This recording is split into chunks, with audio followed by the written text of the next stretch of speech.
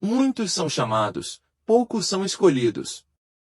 Palavra e ensinamento de Abba Pai. Parte 3, Rose. 26 de novembro de 2025. Continuação. Então, nós também temos a mente de Cristo.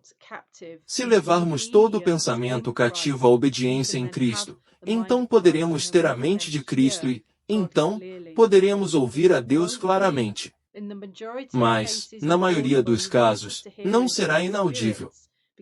Ele quer que ouçamos em espírito, porque quando podemos ouvi-lo e discerni-lo em espírito, isso significa que estamos andando no espírito.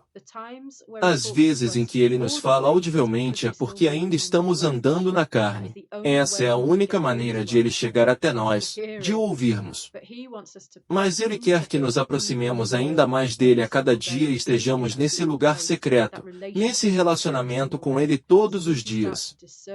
Assim, podemos começar a discernir e ser guiados pelo nosso espírito. E então, nossa alma, que é a parte de nós que representa o nosso livre-arbítrio, se volta constantemente para o nosso espírito. E isso acontece porque o Espírito está ouvindo o Espírito Santo, porque agora temos Cristo em nós. Então lembre-se que todos esses pensamentos que passam pela sua mente são o campo de batalha. Portanto, lembrem-se também disso. O Espírito Santo é o nosso Mestre, e louvado seja o Senhor por este dom maravilhoso. E, mais uma vez, não são apenas os 144.000 que são chamados para este chamado superior.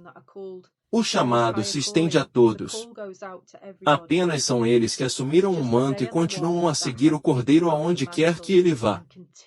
E esse pegar o manto é uma referência a Eliseu, quando ele recebeu o manto de Elias, então, recebeu a porção dobrada. Portanto, entendam, todos nós somos chamados a andar nos caminhos da justiça, a sair da Babilônia e do Egito, a seguir o Cordeiro aonde quer que ele vá. Sabendo que ele é o único caminho, a aprender e continuar aprendendo e a discernir entre o santo e o profano. To learn and continue to learn and discern between the holy and the profane. E tudo é aprender a seguir a direção do Espírito Santo, pois é Ele quem nos conduz a toda a verdade. Ele é o nosso Mestre. Ele é o nosso conselheiro. E como diz em 1 João 2 verso 27, mas a unção que vocês receberam dele permanece em vocês, e vocês não precisam que ninguém os ensine, pelo contrário, como a unção que vocês receberam dele é verdadeira e não é mentira, permaneçam nele, assim como ela os ensinou. Então, quando nascemos de novo, todos recebemos essa unção. Todos recebemos esse domingo. E temos Cristo em nós. E agora é só uma questão de aprender a andar no Espírito e deixar nossas almas escolherem o Espírito em vez da carne. A diferença entre os 144.000 e aqueles que serão as mulheres, que representam o corpo maior da igreja, não é a salvação em si, mas sim a santificação. Em Apocalipse 14 versos 1 ao 5, você encontra todas as estipulações para os 144.000, que já abordei em vídeos anteriores. Isso porque os 144.000 participam ativamente de sua santificação, se separaram para Deus e agora são suas almas maduras. Seus corações estão sendo transformados e eles continuam nesse processo. E todos nós estamos sendo testados, refinados e pressionados neste momento para nos tornarmos suas joias. As joias surgem através da pressão. E o Senhor diz, o próprio Senhor diz que a maioria falha em se recusar a ser corrigida, em se recusar a seguir ordens e instruções, perseverando, portanto, em seus próprios caminhos, acreditando estarem certos. E muitos não conseguem discernir entre o sagrado e o profano, e se recusam a ter os olhos abertos, com medo de ter que abrir mão dos desejos da carne. Eles escolhem a concupiscência dos olhos, a concupiscência da carne e a soberba da vida. E não se trata apenas do que consumimos. Trata-se também de abrigar coisas em nossa alma e espírito, abrigar amargura ou atitudes e julgamentos errados em relação aos outros, e então, continuar julgando os corações alheios erroneamente. It's also harboring things in our souls and spirit harboring bitterness or wrong attitudes and judgments towards others, and then continuing to judge others' hearts wrongly. Portanto, novamente, não se trata apenas do que consumimos com nossos olhos e ouvidos, mas também do que guardamos em nossos corações. A falta de perdão ou a amargura, ou simplesmente ter atitudes e julgamentos errados. Mas ele diz que, para aqueles que não prosseguem no processo de santificação, o orgulho está sempre na raiz de tudo. Então, você só precisa ir aos pés dele, orar, adorá-lo e pedir que ele revele o seu coração, onde quer que você esteja. E ele o fará, e ele nos revelará tudo no tempo perfeito dele. Se tivéssemos tudo de uma vez, seria avassalador. Mas este é o processo pelo qual ele nos colocou. Portanto, precisamos continuar indo a ele todos os dias, mostrando onde estamos, e continuar amadurecendo nossas almas. Assim, os 144.000 são o sacerdócio da justiça de Deus. E isso porque eles amadurecem no Senhor e continuam a vencer quando pressionados, escolhendo o Espírito em vez da carne e permanecendo santificados e separados do mundo.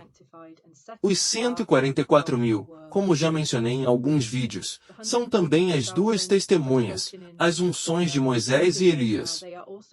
E nós, durante esse tempo, receberemos porções dobradas dessas unções. Portanto, parte do ministério é libertar a mulher do Egito e da Babilônia, porque, como eu disse, a mulher são aqueles que não estão ouvindo, não estão sendo convencidos ou se recusam a seguir a direção do Espírito Santo.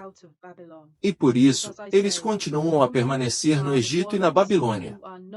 O Senhor não permitirá nada que profane o seu sacerdócio de justiça. É por isso que serão a mulher. É também por isso que apenas alguns serão escolhidos, porque a mulher se recusa agora a sair do Egito e da Babilônia. Assim, o ministério dos 144.000 durante o tempo da grande tribulação é a sua misericórdia e graça, nesse tempo, para libertar a mulher do Egito e levá-la para o deserto, onde Deus preparou um lugar para ela. So the ministry of the 144,000 during the time of great tribulation, and it's his mercy and grace during this time to bring the woman out of Egypt into the wilderness, where she has a place prepared for her of God. E isso está em Apocalipse 12, verso 6. Assim como Moisés fez ao libertar Israel do Egito, nós agora somos o Israel espiritual, portanto, parte do nosso ministério será com essa unção de Moisés, que libertou a mulher do Egito e a levou para o deserto. E durante esse tempo, caberá a nós ensinar as tradições, os caminhos e os estatutos de Deus, os seus caminhos para nos livrarmos de tudo que tem a ver com a igreja apóstata, a igreja prostituta. E assim, para trazer todas as tradições, aos caminhos e aos estatutos de Deus, pois deve haver ordem em seu reino na terra, assim como há ordem no céu. E este é o tempo, durante a grande tribulação, o tempo do segundo êxodo. E por que é o segundo êxodo? Assim como Moisés também recebeu os 10 mandamentos e todos os estatutos e juízos de Deus, também os transmitiremos à mulher durante este tempo, para que todos compreendam o que será o reino vindouro. Portanto, não se trata apenas dos 144.000 saindo e compartilhando o Evangelho. Essa é a parte mais importante. E a salvação é a parte mais importante deste ministério, mas uma parte muito importante também será compartilhar, como eu disse, as tradições, os caminhos e os estatutos de Deus. E isso é tão importante discernir a diferença entre o sagrado e o profano e conhecer os caminhos de Deus, e somente os seus. E então, o seu sacerdócio real, por causa de tudo isso, e porque eles também serão os juízes da terra durante este tempo, serão o fermento santo que, em última análise, levedará toda a massa. Ok, isso é tudo que ele queria que eu compartilhasse hoje. E espero ter trazido alguma clareza com esta sessão. Amo todos vocês e tenham um dia abençoado. Obrigado por assistir. Ciao. Okay, that's everything he wanted me to share today, and I hope I brought some clarity with this session, and I love you all. and have a blessed day. Thank you for watching. Bye.